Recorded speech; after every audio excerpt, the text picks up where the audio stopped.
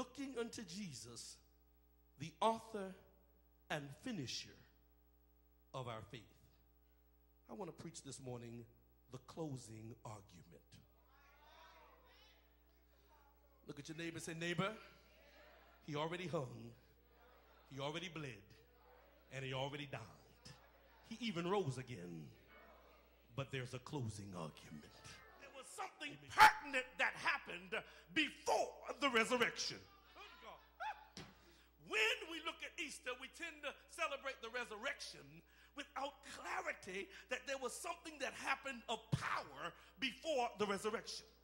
Yes, he got up, but before he got up, he announced the benediction on a situation. Good God. Because the synoptic and parallel gospels are designed to paint the picture of the case of Christ. And what happens here is Christ now is on an agenda that is not readily recognized, because Christ's agenda is to get us to God. And the one thing I like about Christ was he never got sidetracked by the things in the process along the way. If you have an agenda and a purpose, it's good to know that you're serving the kind of God that will not be sidetracked by your calamity. I can't hear nobody in here. And let me put it another way.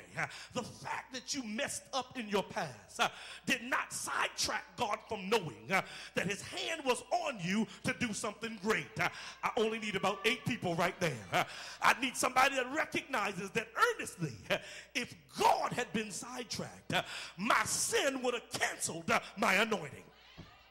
But because God is focused on finishing what he starts, then no matter what I did along the way, he found a way to get me back in connection with God. The power really of Calvary is the power of the strategy of God. It is God working out, watch this, how to get me back in connection with him. I need somebody that's messed up before. God's strategy was, how do I get these knucklehead people back in connection with me, who have a greater purpose than their situation shows them? Sometimes my situation is so great that I get caught up in it and my purpose gets lost.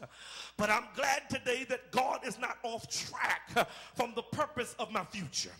And so what happens is Christ goes into Gethsemane, understanding that I've got to get them back on track.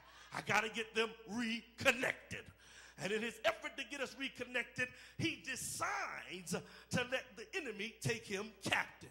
And so Jesus says, I could call 10 legions of angels, but instead I'm going to hang on this cross. I'm going to let them take me captive. I'm going to go to the cross in order to get a reconnection for you in your life.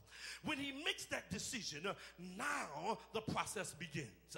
While, and I love this, he's on the cross, he makes the decision, Paul, that I'm going to remain on this cross because your future is at stake. What's happening was, for the first time ever, he was about to be detached from himself.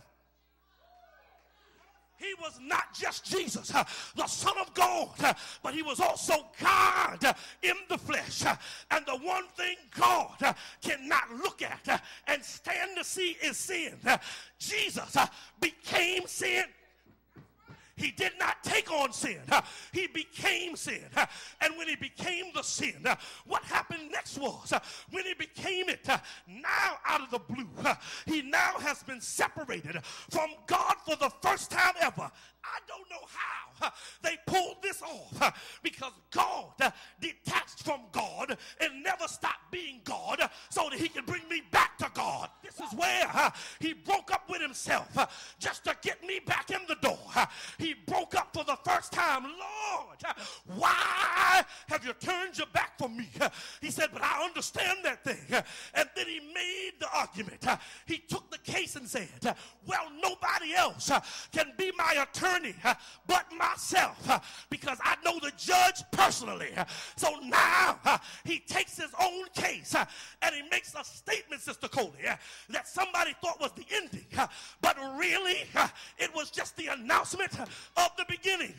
He said it's finished. Now when he said it's finished, I realized something. We celebrate resurrection, but resurrection is where we got victory. But where we became a conqueror is when he said it is finished. Because by translation, when he said it is finished, he says, I have now conquered everything that stops you from connecting with God.